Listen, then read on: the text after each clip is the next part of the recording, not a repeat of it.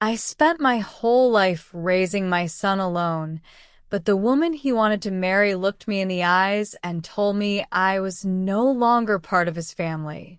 My name is Helen Smith, and I am 55 years old. I am not a wealthy woman, and I have never lived a glamorous life, but for most of my years, I believed that love, sacrifice, and loyalty were enough to build a strong family, especially after spending almost my entire adult life raising my only son, Daniel, all by myself after his father walked away when Daniel was still a child too young to understand why his world had suddenly changed. When Daniel's father left, my son was only 8 years old, and I still remember the way he stood in the hallway that night in his little striped pajamas, holding a toy truck in one hand while asking me in the softest voice, "Mom, is Dad coming back tomorrow?" And even though my heart was breaking into pieces right in front of him, I forced a smile and told him something gentle because I could not bear to let his childhood end in one single sentence. From that day on, it was just the two of us. I worked long hours at a local medical office during the day, cleaned houses on weekends whenever I needed extra money, and sometimes stayed awake late into the night balancing bills at the kitchen table while Daniel slept in the next room, because no matter how exhausted I felt, I had only one goal in my heart: to make sure my son grew up feeling loved, protected, and never abandoned, even if life had not been kind to us. And somehow, through all the struggle, Daniel became the best part of my life.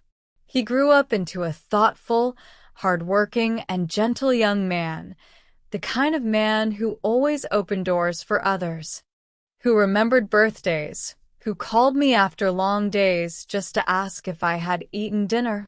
And when he told me at 29 that he wanted to become a lawyer because he wanted to defend people who were taken advantage of, I remember sitting there with tears in my eyes because in that moment I knew every sacrifice I had ever made had been worth it. Daniel was not just my son. He was my greatest proof that pain does not always destroy people. Sometimes it shapes them into something beautiful. So when he told me 2 years ago that he had fallen in love with a woman named Vanessa Carter, I truly tried to welcome her with an open heart, because I loved my son enough to want happiness for him, even if that happiness meant sharing his world with someone new. Vanessa was beautiful in a way that drew attention the moment she entered a room. She had flawless hair, expensive taste, perfect makeup, and the kind of confidence that made people assume she belonged anywhere she stood. And in the beginning, I told myself that perhaps her polished, elegant personality would be good for Daniel, who had always been a little too trusting and soft-hearted. At first, she was polite. She smiled at me. She hugged me when Daniel was watching. She called me Helen in that sweet voice of hers that sounded warm enough to fool almost anyone. But over time, I started noticing things that made my stomach tighten in quiet ways I could not explain. Whenever Daniel stepped out of the room, her entire expression changed. Her smile disappeared. Her tone became colder. Her answers became shorter, sharper, almost impatient, as if being alone with me was some inconvenience she had to tolerate until Daniel returned. She never asked about my life. She never asked what Daniel was like as a child. She never wanted to hear the little stories mothers naturally carry in their hearts: the first time he rode a bike, the nights he stayed awake with fever, the way he used to hide under the dining table during thunderstorms because he thought the table could protect him from the sky. Vanessa did not care about any of that. She only cared about the version of Daniel she could use in her future. Before we continue the story, download the PDF in the description and stay till the end. You'll find useful vocabulary, examples, and a fun quiz. At first, I blamed myself for feeling uneasy. I told myself, maybe I was simply afraid of being replaced. Maybe I was one of those mothers who struggled to let go. But then the little moments kept coming, and each one left a bruise. One evening, I invited them over for dinner and cooked Daniel's favorite meal, roasted chicken, mashed potatoes, and homemade apple pie. The same meal he always requested when he was younger after a difficult week at school or work, because for him it had always meant comfort, safety, and home. Daniel smiled the moment he smelled it and said, "Mom, this is perfect." But before he could even sit down, Vanessa looked at the table and laughed softly before saying, "Wow, this is very traditional," in a tone that somehow made a loving meal sound outdated and embarrassing. Daniel tried to ignore it, but I saw the way his shoulders stiffened. Another time, I gave Daniel an old framed photo of the two of us from his college graduation, and while he looked genuinely touched, Vanessa barely glanced at it before saying, "We really need to stop filling the apartment with sentimental clutter." Clutter. That was the word she used for memories. Still, I stayed quiet. Because mothers often stay quiet far longer than they should when they are afraid that speaking the truth will push their children away. When Daniel proposed to her, I smiled, hugged them both, and did my best to silence the small, worried voice inside me that whispered something was wrong. I told myself maybe marriage would soften her. Maybe once she officially became family, she would begin acting like family. But instead, the closer the wedding came, the more invisible I became. I was not invited to dress shopping. I was not asked to help with decorations. I was not included in the flower decisions, the seating chart, or even the small family brunch she organized 2 weeks before the wedding. And when I gently asked Daniel whether Vanessa needed any help, he looked uncomfortable before saying, "She's just trying to keep things simple, Mom." Simple. That word hurt more than he realized. Because there is nothing simple about slowly realizing someone is carefully removing you from the most important day of your son's life. Still, I said nothing. Instead, I poured my heart into a gift. For weeks, I worked on a memory album for Daniel.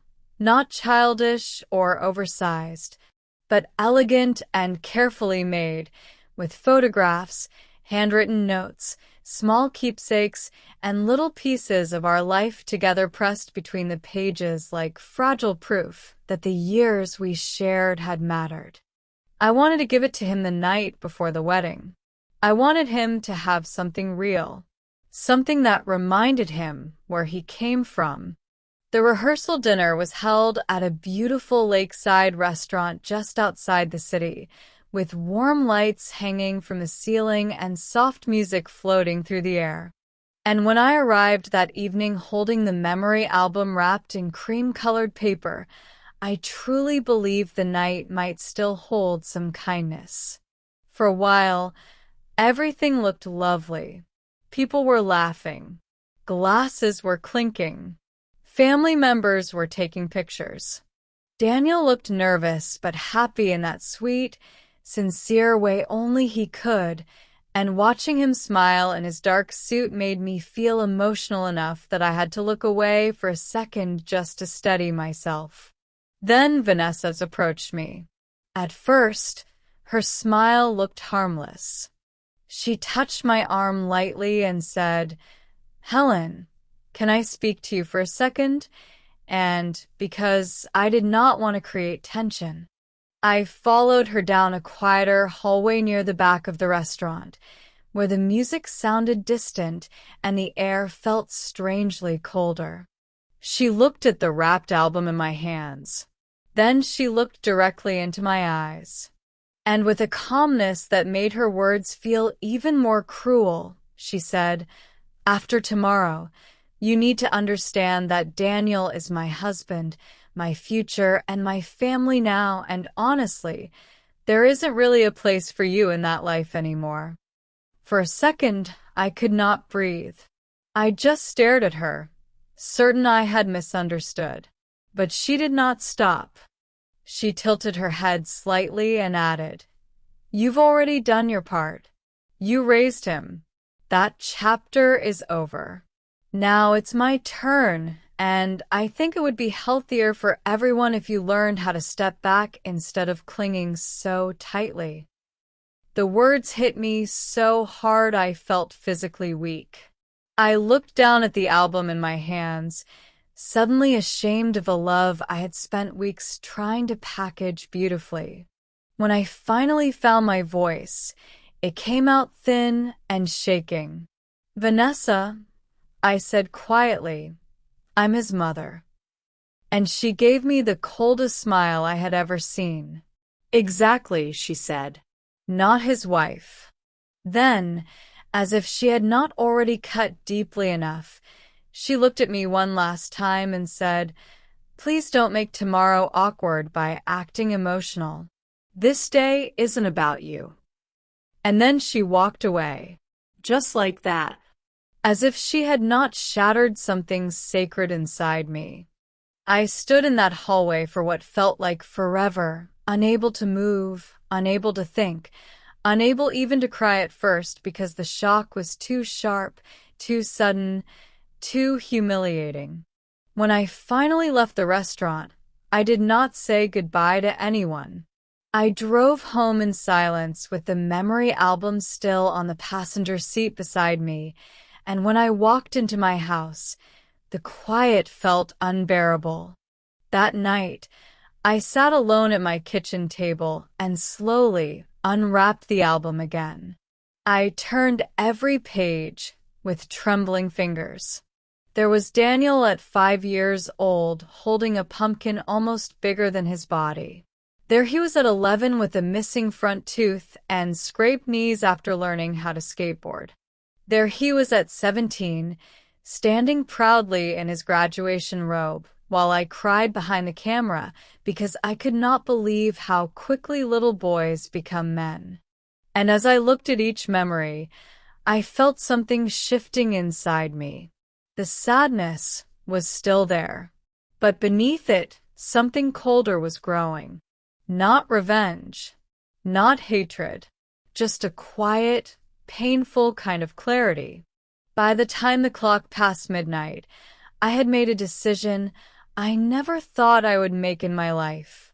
The next morning, I did not go to my son's wedding. I woke up before sunrise, out of habit more than peace, and for a brief second I forgot what day it was. But then I saw the pale lavender dress hanging by my bedroom door, the one I had bought months earlier after Daniel told me. Smiling, "Mom, you have to wear something beautiful. You're the most important woman there." That memory nearly broke me. I walked into the kitchen, made coffee I could barely swallow, and sat in silence while my phone buzzed again and again on the table beside me. First came the texts from relatives asking where I was. Then came the calls. Then came Daniel. I watched his name appear on my screen and disappear, then appear again minutes later. I wanted to answer.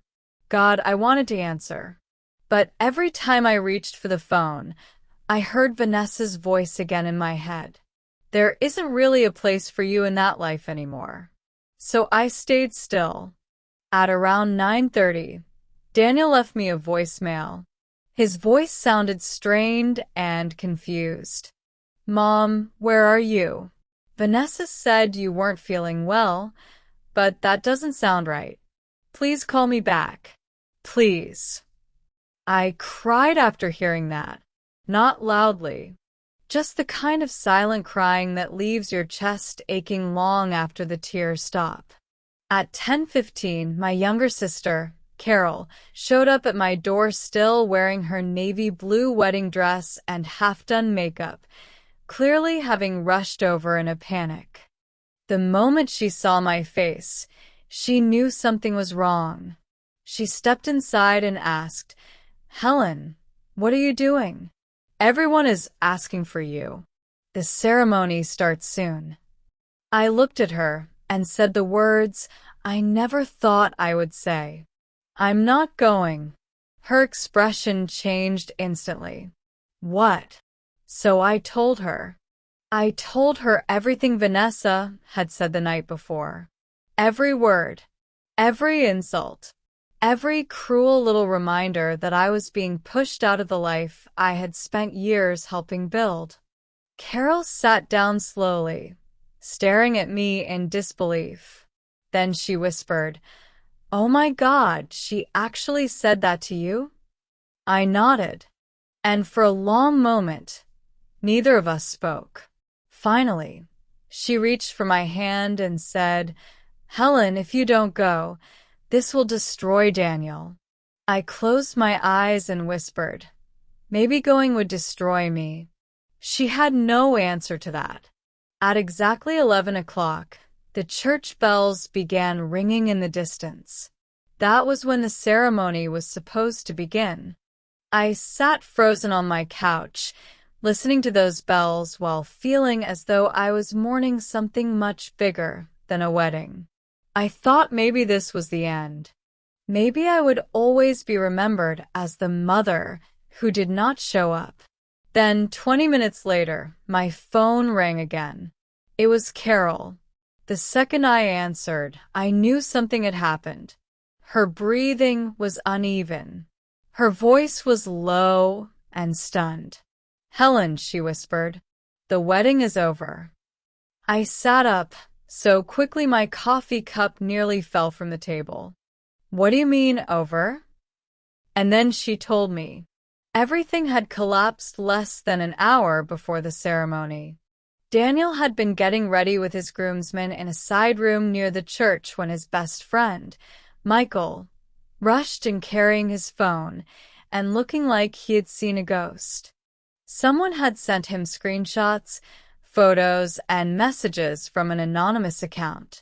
At first, Daniel thought it had to be a prank, but then he looked closer, and his entire world fell apart. The photos showed Vanessa entering a luxury hotel with another man. The screenshots showed intimate messages between them stretching back several months. And the man was not a stranger. He was a wealthy client from the marketing firm where Vanessa worked, someone she had repeatedly described to Daniel as just a professional contact. But that was not all. The messages revealed something even uglier. Vanessa had been talking to one of her closest friends about Daniel not as the love of her life, but as a safe investment, someone dependable, stable, emotionally loyal, and likely to become very successful in the near future. One message said, "He's sweet, predictable, and easy to control. He'll make a great husband." Another said, "His mother is the only real obstacle." When Carol repeated that line to me over the phone, my whole body went still. Because suddenly, every cruel glance, every insult, every effort to push me aside made perfect sense. She had never hated me for no reason. She hated me because I loved my son enough to see what she was trying to hide. According to Carol, Daniel confronted Vanessa in the bridal suite only minutes later. At first, she denied everything. Then she cried. Then she claimed the messages were taken out of context. Then she accused Daniel of invading her privacy. And when none of that worked, she exploded. She told him he was weak, too emotional, and too attached to his mother to ever become the kind of man she wanted. That was the final blow. Daniel took off his wedding ring, placed it on the vanity table in front of her, and walked out without saying another word. Then he went straight to the front of the church, where nearly 100 guests were waiting, and with a face pale from betrayal and heartbreak, he told everyone there would be no wedding. No bride walked down the aisle. No vows were exchanged. No music played. No future began. By noon, the entire event had fallen apart. Guests were whispering. Families were arguing. Vanessa's mother was crying loudly in the church parking lot while her father blamed everyone except his daughter. And in the middle of all that chaos, my son had been left standing alone in his suit, humiliated and heartbroken. When Carol finished speaking, I sat there in total silence. My heart hurt for Daniel more than I could describe. But deep down, beneath all the pain, there was also something else. Truth. Finally, painfully, undeniably, the truth. Later that evening, Daniel came to my house. When I opened the door and saw him still wearing his wrinkled suit with his tie loosened and his eyes red from crying, I felt my own tears return instantly. For a moment, neither of us said anything. Then he stepped forward and hugged me the way he used to when he was a little boy who had scraped his knee or had a nightmare he could not explain. And into my shoulder, in a broken voice, he whispered, "Mom, I'm so sorry." I held him tightly and closed my eyes. Not because I was angry, not because I needed an apology, but because in that moment, I knew my son had finally seen what I had been carrying silently for so long. That night, he sat at my kitchen table while I made tea neither of us really drank, and he told me everything. The photos, the messages, the lies, the manipulation, the way Vanessa had tried to isolate him from the people who truly loved him. And finally, he looked at me with tears in his eyes and said, "She wanted to erase you from my life, and I almost let her." I reached for his hand and squeezed it gently. "No," I said softly. "You are in love. That is not the same as being blind forever." He looked down at the memory album sitting on the table between us. "The gift," he whispered. I nodded. Slowly, I pushed it toward him. He opened it in silence. Page after page. Photo after photo. Memory after memory. And by the time he reached the last page, he was crying openly. So was I. Because sometimes love does not need grand speeches or perfect endings. Sometimes love is simply what remains after the lies collapse. I did not go to my son's wedding that day, but in the strangest and most painful way, that was the day I got my son back. And maybe that is the part people do not talk about enough. Sometimes, the person who tries hardest to destroy a family is the very one who is never meant to belong in it. And sometimes, the truth arrives just in time to save what still matters most.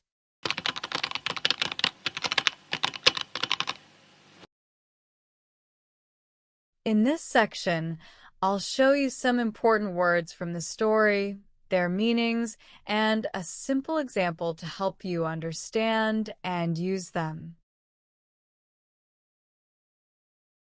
The word sacrifice means when you give up something important, comfortable, or valuable for someone else or for a bigger reason. For example, my mother made many sacrifices to give us a better life. The word abandon means when someone leaves a person behind and stops taking care of them when they still need love or support. For example, he felt abandoned after his father left the family. The word thoughtful means a person who is kind and cares about other people's feelings and needs.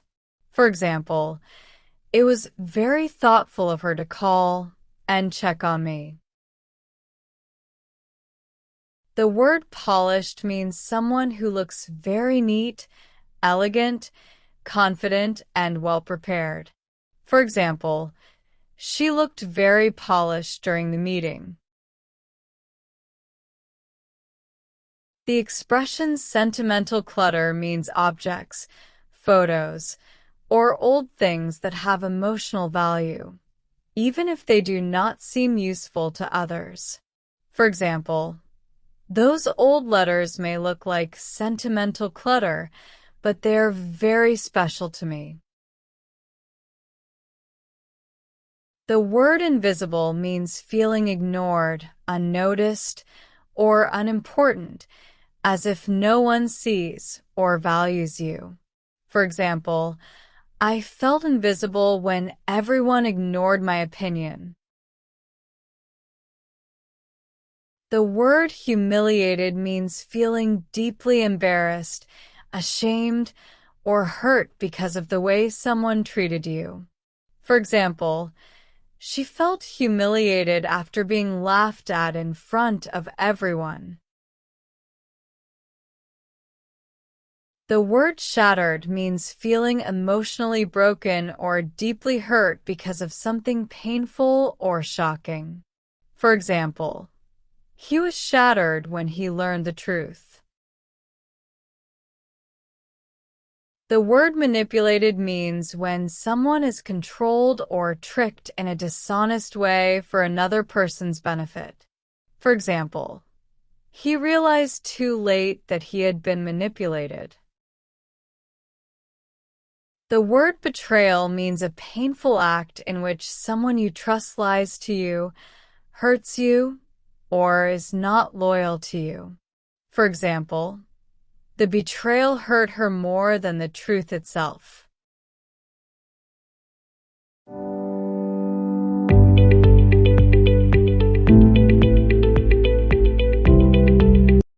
What is the closest synonym of humiliated? A. Proud. B. Embarrassed. C. Relaxed. D. Confused. B. Embarrassed. What is the closest synonym of shattered? A. Broken. B. Excited. C. Funny. D. Clean. A. Broken. What is the closest synonym of betrayal? A. Kindness. B. Trust. C. Disloyalty. D. Success. Challenge yourself. Write your answer in the comments. Thank you for watching. Before you go, don't forget to subscribe to the channel, like this video, and turn on the notification bell so you never miss any new content.